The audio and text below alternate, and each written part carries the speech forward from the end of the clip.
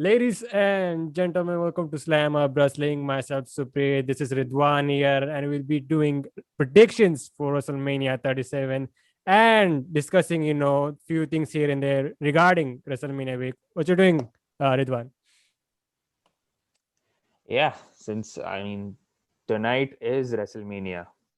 Technically, Just close. Yeah, technically because it's only 2 nights. Excited for WrestleMania? you have to be. Yeah, it's a weird WrestleMania because one, it's like 2 night WrestleMania with crowds. At the same time, like we are coming off. The pandemic is still there, so you don't know how things are going to be in that aspect. Are you more excited for WrestleMania in general, or just to see fans being in attendance? I would say I'm excited for WrestleMania in general because the fans kind of power, make it more exciting. Last year's was like a bit dry, and understandably so. But this time, with the opportunity, yes, the fans are going to make it even more interesting for me. Did What you about you? check? Did you get to check out other big shows this week? I didn't really get to be honest with you. I just skimmed through most of Takeover. So night one, I haven't watched night two yet, but I heard it was a good one. So I watched night one, and there was some really good wrestling. Apart from that, there were a few indie shows which I didn't have the time to check out.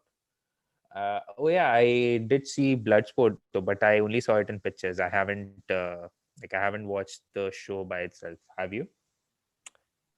I'm not actually feeling WrestleMania weekend this year.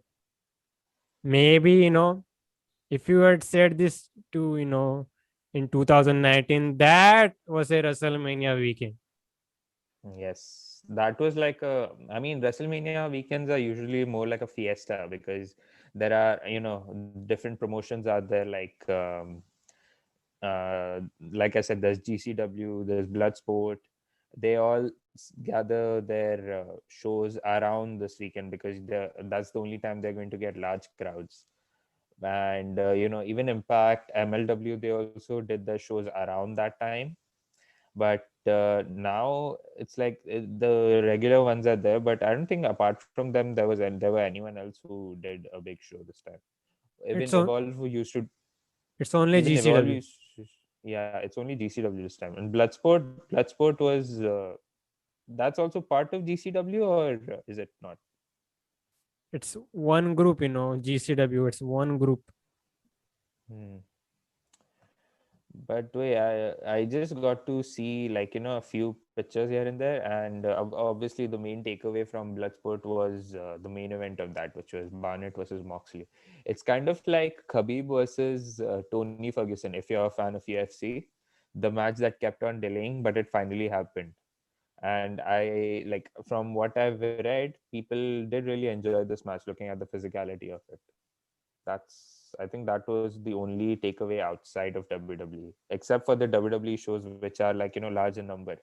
From Monday till this Tuesday, it's going to be like a week long WrestleMania feeling out process this time.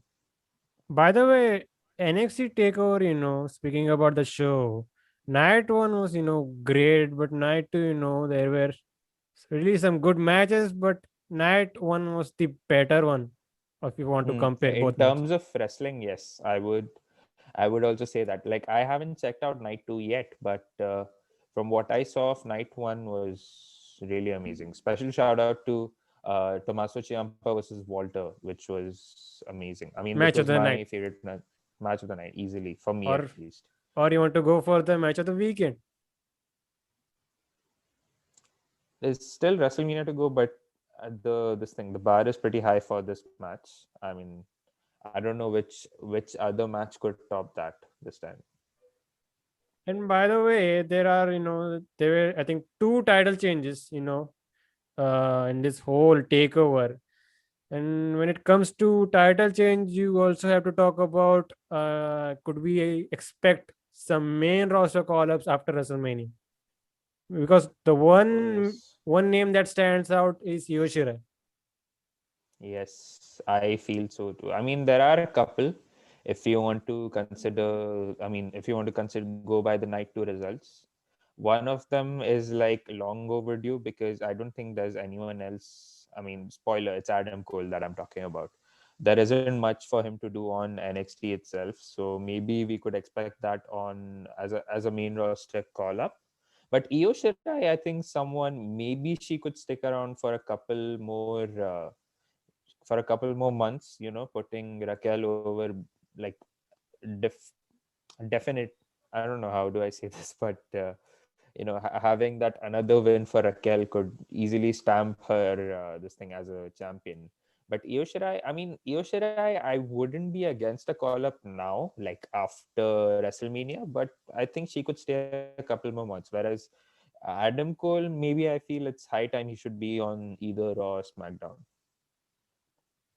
I think Io Shirai is gonna be heading to the main roster because there was she gave curtain call type of a moment after the Oh match was done. yes, they did that. They did Yeah, that. Like they gave her like thank you your types. How they did for like how they used to do for Nakamura and Bailey and everyone. So there is a possibility we could see that. and even Adam But Cole, if the Adam Cole deal is also guaranteed because technically he has nothing to do in NXT. He put over yeah, O'Reilly and that's over. yes, and like he's been the champion for so long. He's won every title in NXT. He's one of the Grand Slam champions, right, in NXT. Definitely. So, and there's nothing else left to do. He's competed in all the war games, even if that's what you want to call an achievement. But where do you see if we get to see a call up for both of these people, where do you see each of them landing on? Only one spot, catering. I I won't disagree with you on that one. But Unless for it, if unless there is some Paul Heyman influence, if these two people land in the hands of Bruce Pritchard, especially, definitely catering. no, no, no, no. I mean, realistically, if we were to assign them on the roster, maybe EO may go on Raw because if Asuka, for example, if Asuka and Rhea we get a result, and if Asuka goes out to she has a few injuries. If I've read it out, so she has a few nagging injuries, and with almost a year long reign, she could take some time off, and maybe EO could fill that slot. But for Adam Cole, I hope it's SmackDown because if he goes on Raw, again, it's Bruce Pritchard is writing both shows unless there is some Heyman influence, like you mentioned, on SmackDown. But if Cole lands on SmackDown, I think he's in slightly safer hands than you would say on Raw, because maybe I don't want to see Adam Cole, make Retribution 2.0 or something like that. I don't want that to happen. By the way, did you hear Adam Cole's new theme song? I checked out like through these few Twitter videos here and there. There was a moment where he does the signature boom thing, and he missed that. Maybe he'll also take some time getting used to it. But not a fan. After listening to the Undisputed theme for so long, it's going to take some time for me to getting used to. But I don't know. I'm not feeling it now. Maybe later, but not now. Maybe WWE should consider getting rid of Def Rebel. Yeah, I've heard a few criticisms of their music style. I mean, their songs aren't entirely too bad, but CFO Dollar Sign, they had a few. I mean, the iconic ones like there was Nakamura, there was Joe, there was Rude. Um, so many. I mean, I could think of now. Becky, Bailey, the old theme, and Rollins. But So it's many iconic themes, but it's but going to take some time getting used to, I would say. I think this whole problem is, they shouldn't have changed, the rest of the people's theme song. I think it's some contract negotiation is something. I feel so too. They even changed Alistair Black's theme song before he disappeared from TV. Not a fan. But anyways, man, let's talk before we get into the prediction stuff. Let's talk some Monday Night Raw and SmackDown. What you think about these shows, for the go home shows, I should say, for WrestleMania? Raw was, I would say, that it was definitely better than what it was for the past 2 weeks. It was downright rubbish the past 2 weeks. This week it was slightly somewhat better, but it's not saying much. SmackDown also, it was, I mean, it was okay. If they were building up to WrestleMania, they did somewhat of a good job, because the main event they built pretty well. Three three individuals who are going to definitely going to main event. They had their own time to shine, and they cut like some really good promos. But it was a WrestleMania SmackDown this time, because they cut two matches from the show, and they pasted on this episode of SmackDown just to cut some time off WrestleMania. I feel it was a good move. What do you think? Were you a fan of this decision? You know, the decision, if you want to debate it, it's good on one side and also bad on one side. Good means Yes. like you have this, this extra WrestleMania matches that mostly nobody will care about. If you do this on a random SmackDown, then it's better. But on the other side, the many performers, the guys that were in that Andre the Giant Battle Royal, they could have been used on a WrestleMania card, and especially when there were fans in there. Yes, and speaking of the competitors in the Andre the Giant Memorial Battle Royal, the Armbar, there was Shinsuke Nakamura, there was Mustafa Ali, both of them who we thought were going to get a much bigger position on the Mania card. Where are we now on that? And by the way, who won that battle royal? Main event Jey Uso. I And think don't think there was anyone else they could have picked, because given the run he had had, I mean, Jey Uso, since Roman came back as the tribal chief, Jey Uso has had a hell of a run, and I don't think you could have picked anyone else, and no one was quite prominent heading into this match. There was no one quite prominent on the card. Otherwise, there was one promise of him which they did at heading into Royal Rumble. The whole Adam Pearce situation was there. That was the only time he got relevant in so long. Then he started jobbing to Apollo Crews and Seth Rollins, which got him down. Then there was Shelton Benjamin and Cedric Alexander, who got split business, and they were also quite prominent if you think about it, because Hurt Business was actually ruling the show with an iron fist, and since they're split up, they've been like, they are kind of in main event territory, and that's not the actual main event which I'm talking about, which is sad. But other than that, Mustafa Ali, I hope they do something with Mustafa Ali after WrestleMania. let's quickly get into the WrestleMania predictions, man. Where shall we start? Let's start, with the women's tag team situation. So, what do we have? I think there are two. They are on both nights. How is it? How is it? Talk me through this. Yes.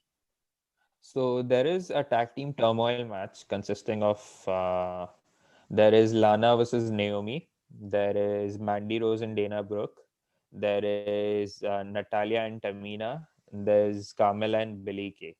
And that was a tag team I never knew I wanted until like last week on SmackDown when Billie Kay offered her this thing. Oh, and there's Riot Squad as well.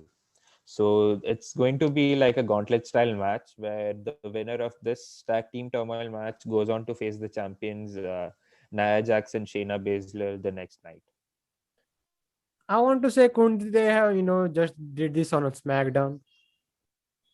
I feel this one should have been on SmackDown, and the SmackDown Tag Team Championship match should have been on WrestleMania, which was actually a fine match, but I felt it went a bit too long, or something like WrestleMania style. They do like long matches a little. So, as per predictions, I think they are going with Lana and Naomi for the tag team championships. They are, I think they are the ones who were like, if you were to rank these tag teams who are there based on what they've been doing over the months, I think Lana and Naomi are like the top contenders, and second, in terms of booking, maybe Natalia and Tamina, or you could put Natalia and Tamina on top because how strongly they've been booked. But as a babyface moment, I think Lana and Naomi are like the strong contenders, and if I were to consider that as well for a babyface pop moment, because this whole Lana versus Naya and Shayna story, it's been going on forever to be honest. So since that's what it's been long. It's high time we get, if the payoff also results in a Naya and I don't want to say I don't like Nia Jax. I can't stand her or something, but it's high time for her to go down back in developmental wrestle. I mean, gain some exposure in that aspect. Work on her skills and then come back, because if you take from 2016 when she debuted on the main roster to now, there's no improvement at all. And it's easy to say that as an armchair wrestling critic, but you can't really see, besides the championship she's won and this thing, I don't see there has been any progress in her this thing. Her character has been the same, except for that one time when Alexa Bliss made me care about her, which was, it was more props to Alexa than WWE or Nia Jax on that part. But And before we, yeah, you're continue. gone, you're gone, you're gone. No, it was leading up to something else. You continue. You were talking about this. No, I forgot what I was going to say. You just continue. All right. So I was going to, as we spoke earlier, as I spoke earlier, that this match was, they could have done this on SmackDown and cut pasted this one, the SmackDown Tag Team Championship match. They could have put on WrestleMania. So that match also took place on SmackDown, which was Street Profits versus Alpha Academy, which is Gable and Otis, versus Dominic Mysterio and Rey Mysterio versus the champions Street Profits versus sorry, the champions Dolph Rude and Ziggler Ziggler. and Robert Yeah. Rudolph. That was, I mean, it was a good match. I felt a bit too long because I lost interest because of the regular kickouts and stuff. Wait, But wait, it wait, was a wait, wait. good Was it longer than Adam Cole versus Kyle O'Reilly? no. No. That was, I mean, I heard it was a very long match as well. And then, I mean, this unsanctioned match was it was unsanctioned, so they're not going to count the winner and loss in this. So it was having them go 40 minutes long without, with choosing a winner and everything, makes it completely pointless. It's just all about revenge at this point and nothing else in kayfabe, which sometimes makes it feel stupid at the end. Speaking about pointless, let's talk Braun Strowman versus Shane McMahon. This is going to be Hell, happening in a steel cage match. I think logical thing to do is, give Braun Strowman the win here, get the payoff, throw Shane McMahon off the steel cage.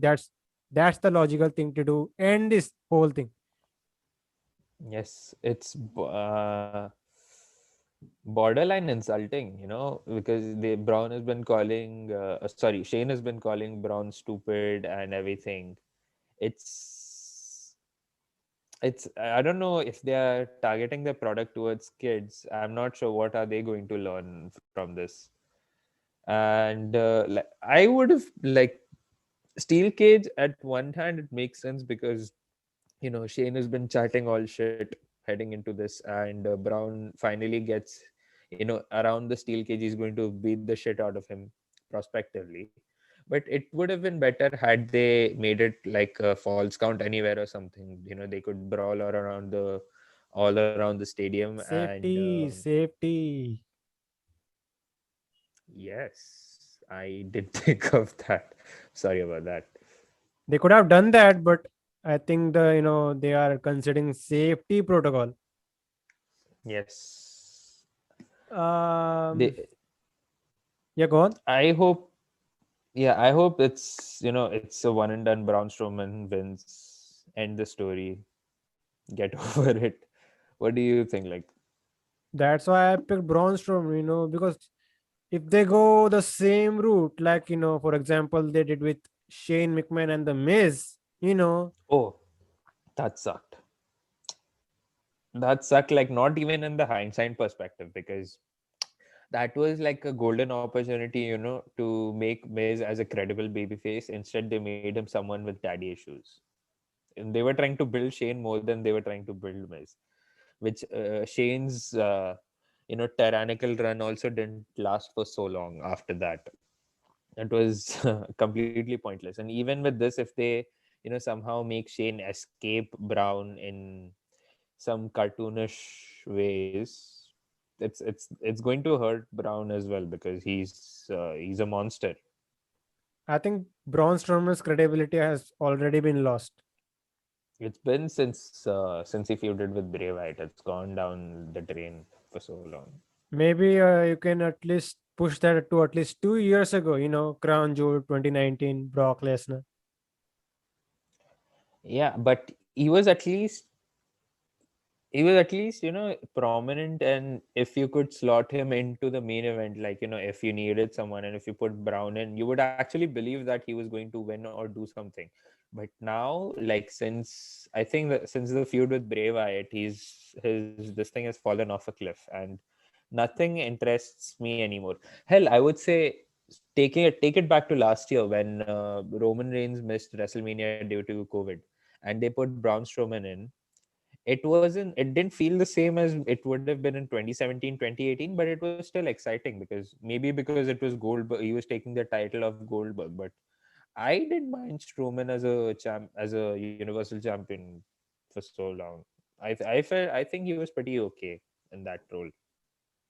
No, I don't think so, man, because I had hate with him, because he stupidly said something on Twitter that wasn't. Yeah.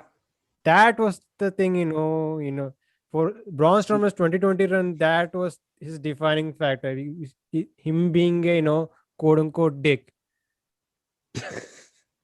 Yeah, he said something about, like, if you're struggling with your job, if you're an indie wrestler, then change it. I'm a WWE wrestler, I'm a star, I get paid. He said something like that, if my memory serves me right. And it happened on the same time, WrestleMania week.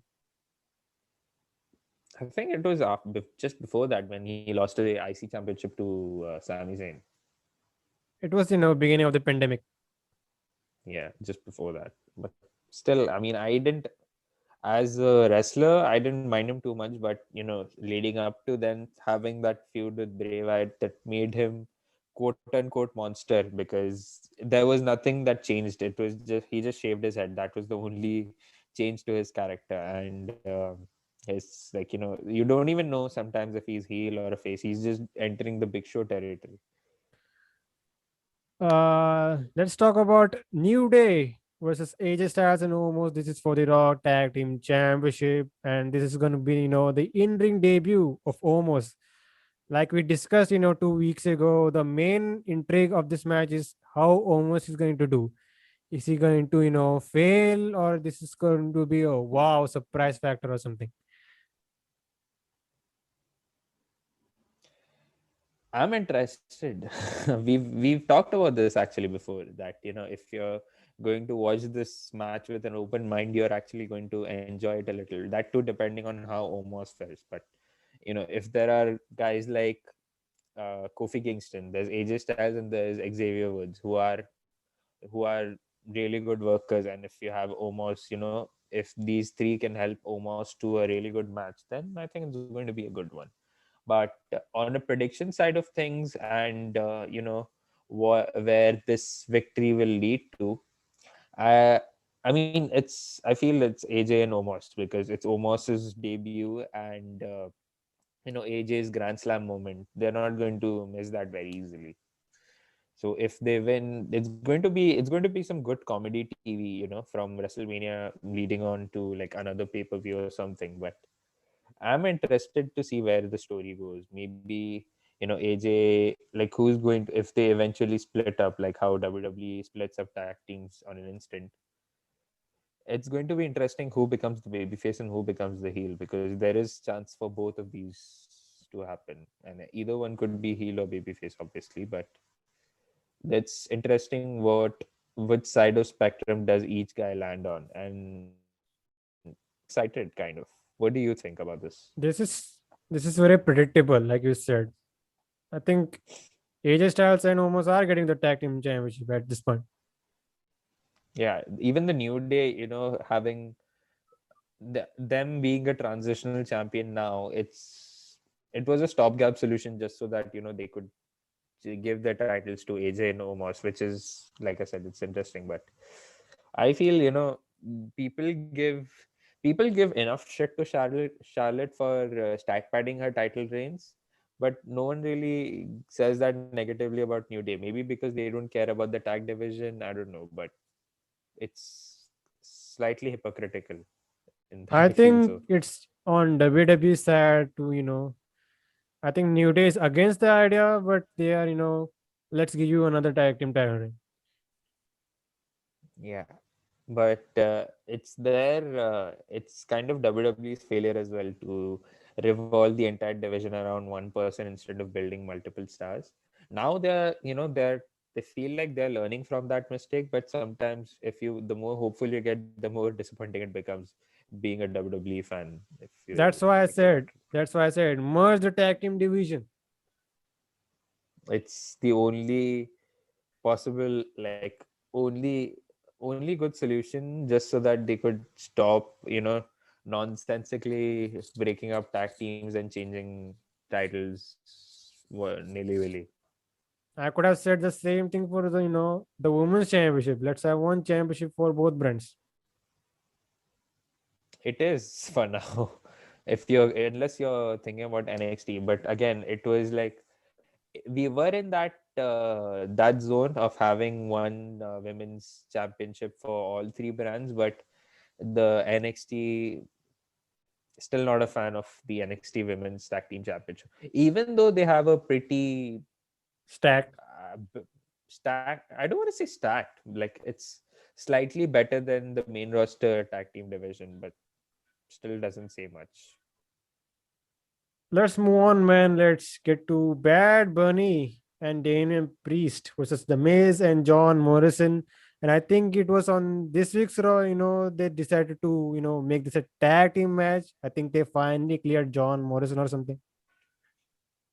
They might have, yeah, but initially you could say initially this was the plan they were going after, because Bad Bunny and Miz is not, he's not the world class wrestler that could carry someone to a very, very, very good match. And Bad Bunny is wrestling his first match, and it only made sense to add Damien Priest and John Morrison just to add the little bit of spice into it. But like they were eventually going to do it. So if had Morrison not been injured, and if we still got the same build, like having Miz and Bad Bunny and then adding them later, still feels a little sour.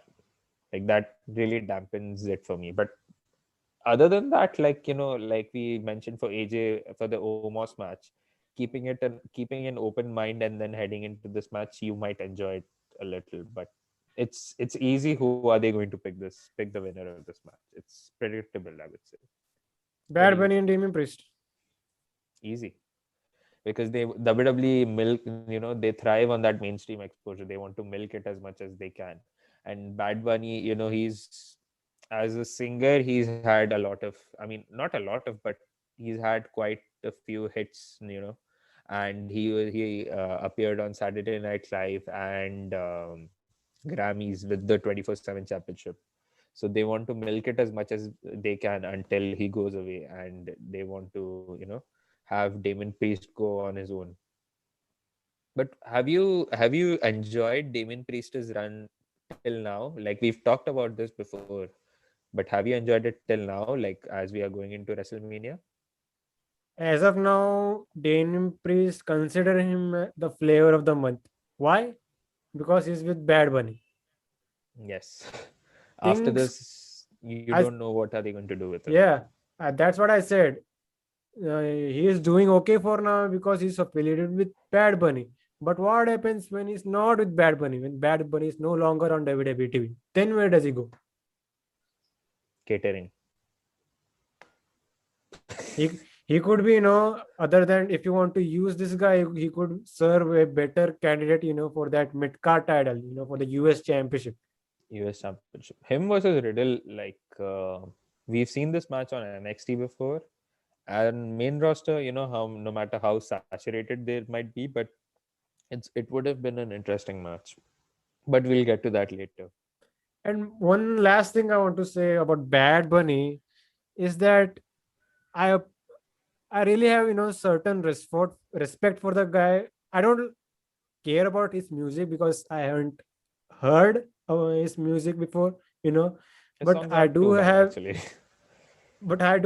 some respect, the because of the dedication he has shown for his role on WWE. Yeah, he let his 4 million car get spoiled by Miz and Morrison. That's some dedication, right? And other than that, there are, some here and there, because mainly he's a fan, and he's trying to, be better on TV, and trying to get his buzz on the WWE stars and the WWE product as well. Yeah, like I think he's been a fan. He's been a wrestling fan for quite a long time. Like he had Ric Flair on one of his music videos. If I remember, yeah, he did have Ric Flair in one of his music videos, and of course, the Booker T song. That's the thing that got him to the main roster. I mean, to WWE. So it's going to you might want to do something about it, right? Some mainstream exposure with that WWE likes. I would pick Bad Bunny over that other YouTuber guy on SmackDown. Oh, we'll talk about it. That's not. Was he on the show this week? He was in a backstage segment with his brother and Sami Zayn, Great. and then Kevin Owens beat the hell out of Sami Zayn. But we'll talk about it as we get into that match. We have Cesaro versus Seth Rollins. This is a, if you want to say, special singles match if you are into New Japan. I'm really excited for this match. Oh, I am as well. Like we mentioned earlier, like this is Cesaro's first Zazaro on Twitter. It's his first high profile match on at WrestleMania, and having him wrestle someone like Seth Rollins, who's been there, done that on a WrestleMania card. So where the story, what they are going to do with him, what they've done so far, they've built Cesaro quite strong since his face turn with Daniel Bryan, because beating Daniel Bryan clean twice, and then having the show that he had on Elimination Chamber, and then building him. They've done a fairly good job with Cesaro, and that's something you don't really see with WWE, as booking him or any other mid card babyface if you want to elevate him up on the card. But again, like Seth Rollins in the past year, since he's become the mid card messiah, his since I think his feud with KO that went on for way too long, and then he feuded with the Mysterio family, which also went for way too long. Longer And than that. now, yeah, and Cesaro, I hope they don't extend the story, because there is a whoever wins this match, it's like a definitive end. It's If Seth wins, then I think they are going to extend it a little longer. Like I defeated Cesaro, and then they're going to have another no DQ match to share the wins. But if Cesaro wins, it should be definitive, and I feel whoever wins the main event of from SmackDown, we'll get to that eventually, and whoever wins that, I feel Cesaro is primed and ready to go after that championship, to go after that picture. So what you're saying is Seth Rollins is going to win this match. I hope not. I hope it's Cesaro, because, like I said, I want I hope it's Cesaro as a. I mean, the babyface of this match is going to eventually, and Oh yeah, it actually makes sense to me, because if Rollins also wins, and if Rollins wins, I said they're going to extend the story a little longer just for him to brag about a little. But if Cesaro wins, it's like a good chance for him to face whoever wins the main event, like on what is the term you were the thing, like, from WrestleMania, which is like a slightly lower level pay-per-view. So that's something. Cesaro would be a pretty good option for to face the Universal Champion in that pay-per-view, whichever it is. What show do they do after WrestleMania now? Eh, Last year they did Money in the Bank, right? Yeah, last year mm, they did Money in the Bank after WrestleMania in the whole corporate headquarters thing. I think yes, it was Money in the Bank. Yeah, it was Money in the Bank. Before that, yeah, I think it has been Money in the Bank even in 2019, like after the whole draft situation, and then we had the wild card rule, and that was leading up to Money in the Bank itself. So if you're going to get into Money in the Bank having Cesaro versus the Universal Champion, it's going to be it's going to be an interesting one. But yeah, if prediction and who I personally want to win, I don't think I've made myself clear that I want Cesaro to win. Who do you want, and what do you feel is going to happen? Considering all the situation, it's WrestleMania, it's in front of fans. Cesaro has to win this because it's going to be a bigger win. Yes. It's kind of like now or never, because either if you don't give Cesaro the win now, and you give him his win back maybe like 2-3 months from now, it's not going to feel any special. And Cesaro is like, I feel it's the hottest that, in terms of stock, it's the hottest that he's ever been, ever. Let's talk about the last two, big championship matches. And let's start with the actual main event, which will be opening WrestleMania, I think. It's going to be Bobby Lashley versus Drew McIntyre, WWE Championship. Who you got? They confirmed it yesterday on Twitter that it's going to open the show, and it's a huge thing, because WrestleMania. I'm sorry to be diverting this a little, and it's a huge thing for any WrestleMania match to open the show, because I mean there have been certain classics that we remember as an all-time great wrestling match. So as who do I think is going to win? It's going to be Drew, to give him his win back in front of fans. It's something that should have happened last year. But I personally want Bobby Lashley to win, because he's like Cesaro. He's never been as hot, and I don't think he's going to be any hot if they make him lose. But it's Drew's for the taking. I don't think there's going to be any other result. Who do you think is going to win? You talked about being hot. I think I said to you, 2 weeks ago or something that I think Drew McIntyre is getting booed at WrestleMania. I feel so too, and that's not a good sign for a babyface ever. And So you know what? How WWE could save this? Drew McIntyre doesn't need to win this match. Because he has more WrestleManias left with him. You can't say the same thing with Bobby Lashley because he's hot right now. He can't be after a year or so.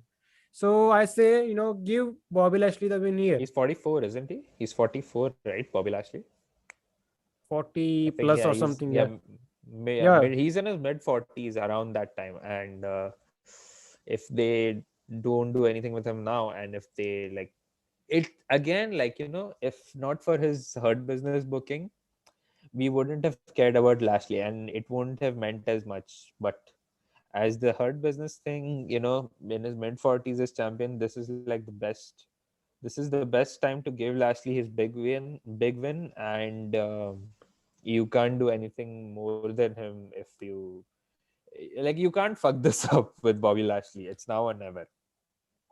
Now that you have mentioned it, the only thing that could save this hurt business situation is with Lashley retaining. Because if he loses, then technically WWE buried Bobby Lashley. He's fucked. He's fucked. And they're not on the going. note of They're not Drew going to do much McIntyre, he of it. doesn't need the championship in front of fans. He had his moment last year. If you want another WrestleMania moment for Drew McIntyre, wait till next year. Wait till next year. Like this. Oh yeah, you have given me a good idea for a story arc. Like 2020, Drew McIntyre was at the highest of highs. He dominated the entire year, and now the big Mania loss is going to, put it all crashing down. And then the next year, you might put him back up. Like it's the rise of Drew McIntyre again. That would make an interesting story arc, but it kind of feels like we've seen this before. And apart from Drew, who else? There is no credible babyface on Raw either. Don't you think? If Keith Lee comes back, What are they like? We spoke about this. I think that Keith Lee in Hurt Business, like he could take up MVP's bounty and destroy McIntyre. But now, yeah, if he comes back and if they still make him babyface, there is some prospect. But there is no one literally who is an actual top babyface. With Riddle also, they are doing some fucked up shit, and with his whole history, I don't really see him as a babyface either. But Sheamus could have been one, and other but than that, there's no one. Nah. so only choices bring back Brock Lesnar or Goldberg. The classic WWE this thing, it's like the emergency, and then they break, and one of Brock Lesnar and Goldberg comes in. But still, man, you have to put that title on Bobby Lashley. We don't need the WWE champion, the championship for Drew McIntyre again. I mean, we've seen him have long reigns for a year, Yeah. so maybe it'll be something fresh. But knowing WWE, I feel it's like they're going to give Drew his moment in front of fans. That's about it. But And I hope that doesn't happen. And Drew's reign, by if I were to talk about it, like his reign has been really good. Like for a babyface champion, which they don't book really well, Drew was like Drew kind of was a breath of fresh air as a babyface world champion because he was dominant and he was ruling over the entire show. But and now it doesn't feel as big. Yeah, yeah, and he should have been champion. He shouldn't have lost that championship to Randy Orton or even Randy the Orton. Miz. Even the Miz, yeah. Like if Drew was the champion heading into this show, and if Bobby was the heel, and with the Hurt Business backing him, it would have meant a lot more than Yeah. what we are at right now. Then I would have taken Drew McIntyre to retain here. Yeah, I would have done as well. Like it's like you mentioned earlier, no, WWE overcomplicating shit for no reason. So let's talk about the main event. When was it announced that these two women will be main eventing? They announced it at the same time as the opening match, like one tweet after another. So, anyways, it's Sasha Banks, Bianca Belair for the SmackDown Women's Championship. We have talked about, Yeah. you go on. Continue. No, you continue. It's okay. Yeah. So we have talked, how there was potential, and it was a quote unquote dream match, but they had to get in the women's tag team situation. Then here comes Reginald, and that fucked up this whole storyline. So, anyways, they are getting, And and he's I nowhere think, to be seen now. yeah.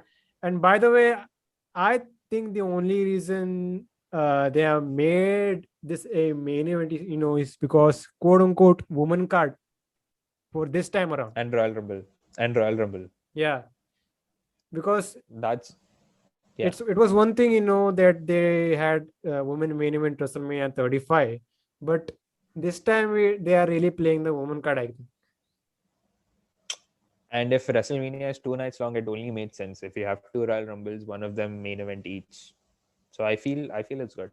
But if you notice this card of WrestleMania for night one is more Raw heavy, and they have a SmackDown main event. And interesting note that having Bianca Belair will be main eventing her first WrestleMania. It's the first time it has happened since Brock Lesnar at WrestleMania 19. So it's really been almost 18 years. It's been 18 years since that happened. Like having someone main event the first WrestleMania. And as on the SmackDown, like I mentioned earlier, like this is a Raw heavy card, and this is SmackDown person main eventing. The last, I think, and if we were like spoiler, maybe it's going to be night two main event is going to be an easy pick. That is going to be Roman versus Edge versus Bryan. I don't think you could pick anyone else. And the last time I remember a SmackDown main event on WrestleMania would be WrestleMania 24, which was Edge versus Undertaker. I don't think it has happened ever since, right? Maybe there have been, they didn't consider, those facts that we are talking about right now. Yeah, but it certainly means a lot for a brand. It as like it's WWE, and even then, like if you were to legitimize a brand, I feel it's as big as it gets for SmackDown, who has always been perceived as the underdog brand, except if you don't consider the Fox money that is being pumped in. How can you consider a brand legitimate when you have Baron Corbin jumping from Raw and SmackDown? They have the so-called brand to brand invitational, which they also stopped caring about. They were actually following it strictly for a year, but now who cares? But let's talk about Sasha Banks and Bianca Belair. Who you got? I have Okay. It's going to be a bit con- controversial, but I feel Sasha Banks is going to retain because I don't think Bianca Belair is ready yet for a big moment slash title reign. I feel they are going to extend the story a little for maybe a couple months, or maybe have SummerSlam? Bianca lose and then have her rise up slowly again till SummerSlam. But I feel Sasha Banks is going to win again. Like she's also one of the reasons or slash examples of having someone who has never looked this. Okay, Strong? it might be, yeah, strong is like a better word to use. So Sasha Banks, since becoming the champion and having her, like, this is her only title reign which she's been booked strong, because otherwise she's lost it on her first defense. So yeah, you could maybe extend Sasha's title reign a little long, but I feel she's going to retain. Who have you got? I think I also think they should go with Sasha Banks, because if Bianca Belair wins, then technically you don't have a lot of contenders for her. But if Sasha wins, then they could get through, 3 months here and there, and you could, repeat certain opponents with her, and then you can finally get to a very built up Bianca Belair.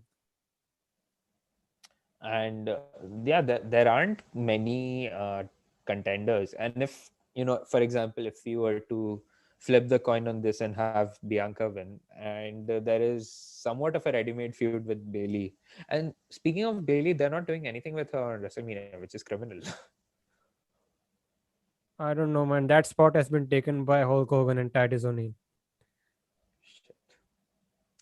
But yeah, it's for me, it's Sasha Banks who will win. I mean, I feel Sasha Banks is going to win. I wouldn't be against Bianca Belair winning because it will make a good WrestleMania moment, but I feel it's Sasha.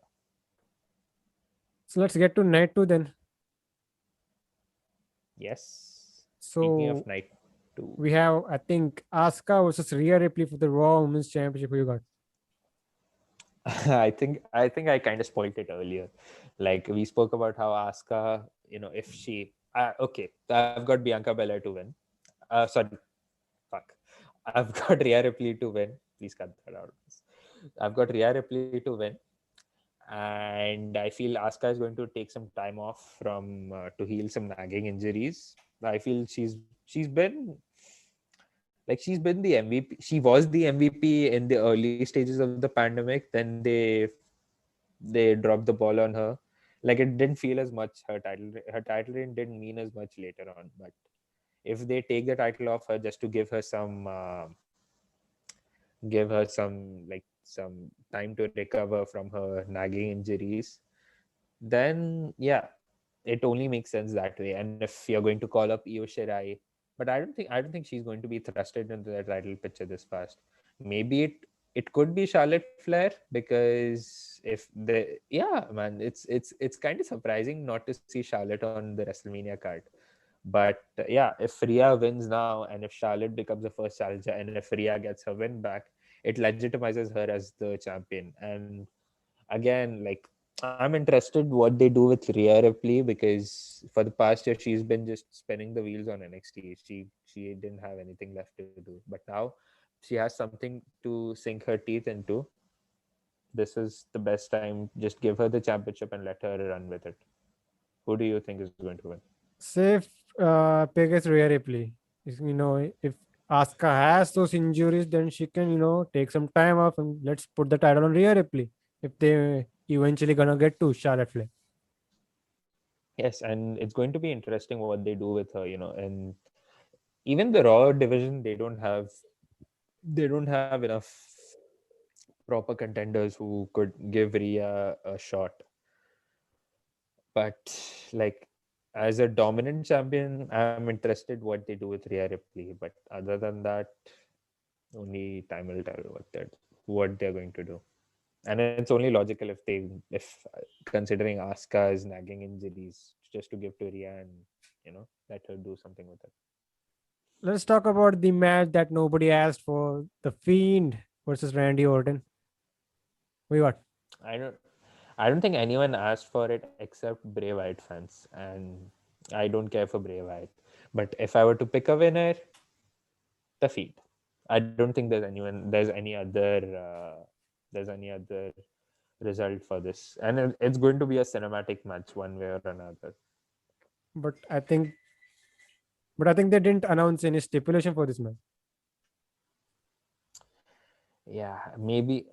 Oh yeah, they actually did not. But I can't see Bray Wyatt in a live action match. And against Randy Orton, I'm getting flashbacks to WrestleMania 32 with the whole projector and shit. I don't want to see a repeat of that.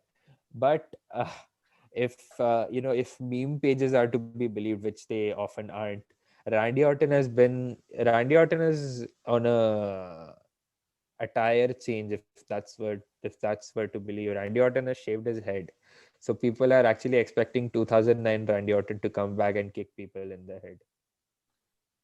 If that's the Anyways, I only hope. thing that's I if the think only thing that's making this stuff. Yeah. So what I said to you, I think 2 weeks ago, is that they should go the SummerSlam 2019 route with what they did with Finn Balor. Yeah, just squash and leave. Just And there isn't any other way they can go around it. Nah. so even I'm going with the Finn. End this story and get over with. Biggie versus Apollo Cruz for the Intercontinental Championship. It's a Nigerian drum fight. Basically another name for a no holds barred / no disqualification match. So what are we I gonna see? Actual kendo sticks or Nigerian drum sticks? I should say. The spear that Apollo carries to the ring, that's going to be used some way or another. But how how Nigerian are they going to make this match? I mean, I don't mean this in any negative way, but if you've branded it as a Nigerian drum fight, how are you going to incorporate that concept into this match? It's going to be another no DQ / street fight / no holds barred. Yeah, this reminds me, you remember during the time when they had the WWE app, and they were doing live voting during the show, like if you were to choose what should this match be. And there was a match between Chris Jericho and CM Punk, and the option were no disqualification, street fight, no holds barred, which basically mean the same thing. You're just going to choose what should we call it as. It's something similar to that. they I don't think you're going to, like, you're not going to see anything new in this, for sure. So So who have let's. you gotten as a winner? I think I'm going with Apollo Cruz. Like we said a few weeks ago, that at this point they should give the Intercontinental Championship to him. Because he has been losing to Biggie at I think 2 or 3 times now. He's lost, I think, more than that. There were like this fucked up finish on SmackDown once, and then Biggie beat him clean, and then we had this fuck up on Fastlane, and now we are getting into this match. It better be Apollo Crews, otherwise, after the if he loses this time, he's fucked big time. Let's get to Kevin Owens versus Sami Zayn, just a singles match. Logan Paul will be ringside, I think. Who you got? If Logan Paul's going to be ringside, I think it's going to be Sami Zayn, and I feel if Sami Zayn wins this again, he's also another contender. I feel who should be slightly high up on the card because he's been entertaining as he's ever been. I don't think you can it's only fair if you reward him with this. And if we've seen the history of Kevin Owens versus Sami Zayn in terms of one-on-one matches, like Sami has won, I think, once on Battleground, which they had that match. Sami just carries Kevin on face and just gives him another Helluva kick. And after that, Kevin went on to win the Universal Championship, and they didn't do shit with Sami. I feel it's going to be somewhat similar if they let Sami win and they go on to if Kevin wins and they'll make Sami go high up the card. It doesn't make any sense, but it will only make sense if they let Sami win and do something about it. But if Logan Paul is there, yeah, I feel it's Sami's for the taking. Who have you got? I think your explanation makes a little sense here. So on that note, I'm also going with Sami Zayn. Could expect some fuck finish. We already got Has to be. Logan Paul in there, so I'm going with Sami Zayn. Yeah, but with I've mentioned this earlier on a previous episode that if Kevin Owens is basically a reverse Roman Reigns of 2014 to 2019, he's only he's on the top of the card when it's not WrestleMania, but once it's WrestleMania, he's shunted down. So what are they going to do with Kevin Owens from here is I hope they put him again on the top of the card, but it's already looking like a stacked playing field. Or he So I can hope he can play a factor in that IC title picture. he can, but it still feels like a step down for me. As I feel yeah, as in like it won't be too bad because it'll be something better than Biggie and Apollo. But I personally feel Kevin is slightly higher up than that. I would, if Roman is still champion, then I would take, Kevin Owens in the IC title picture rather. Yeah, because we've seen that much before. Yeah, that's right. So let's talk Matt Riddle versus Sheamus for the United States Championship. I'm picking Sheamus because it's similar to the IC title picture situation like we talked with about Apollo Crews. Like that guy was losing for weeks and weeks and weeks. So I will say the same thing for Sheamus now. Has to get the United States Championship, because he also has been on a big losing streak when it comes to big matches. Bottler, big match joker. So he has to get the US title now. I hope so too. Like I would reward. I mean, this would be a rewarding win for Sheamus based on how entertaining he's been. But as I don't think he's going to hurt as much if he loses again. But I feel I feel he better win the title of Riddle because his reign has been a little shit. Matt Riddle, even though it's only been 2 months, but again, I'm not interested to have Riddle hold the title for longer. It better So be Sheamus. so you're also picking Sheamus then. Yes, I'm picking Sheamus. So I think we have talked about the Women's Tag Team Championship in the get go. I picked Alana and Naomi to win here. Yes, even I've picked Lana and Naomi to win that eventually win the championship from Shayna and Naya, and then have to see Naya and Shayna break up. It's like something they should be doing. Like they better do it now instead of waiting for it. So finally, main event for night two for the Universal Championship: Roman Reigns, Edge, and Daniel Bryan. Triple threat here. Who you got? I like how you said Daniel Bryan's name at the end based on the memes we've been seeing lately. Those memes have been killing me for the past week or so. for better or worse. Like I initially thought, like it's because if we were to believe with this story that they are telling, considering the whole kayfabe aspect and stuff, I feel Daniel does deserve to main event. But the memes, I hope they are harmless instead of having a vengeance against him for taking away the singles match. Who I'm have you I'm got for this I'm one? picking Daniel Bryan, man, because I Me too. really don't want to see Edge as Universal Champion. Me neither. I don't like if Edge wins the championship, maybe his reign, it would have meant a little it would have meant a little more if he was still a babyface, if he wasn't such a crying bitch about having, I mean, in kayfabe, about having Daniel Bryan steal his thunder, take his spotlight. Uh, like as a babyface, if you are someone who welcomes competition, instead he's just been a sniveling bitch who's like, he's trying to make things easy for him. And we've known Edge for that, but as his comeback story, 9 years away from this thing, came returned at Royal Rumble last year, got injured again, and then came back. It fits better on the babyface aspect, but it as a heel, it doesn't really sit right with me.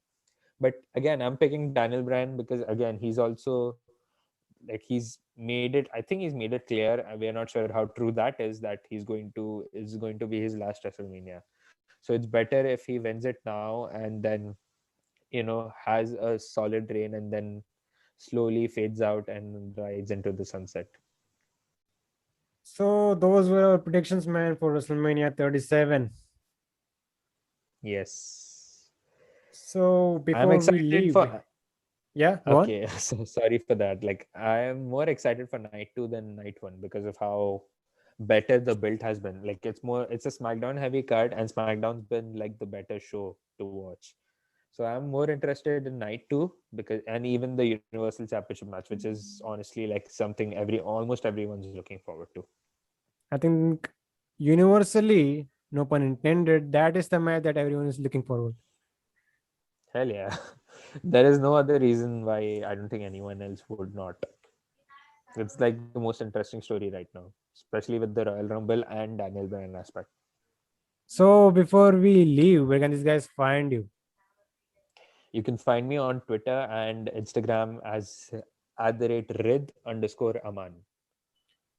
You can find Slam Up Wrestling on Twitter at SlamUpW, Instagram at SlamUp Wrestling.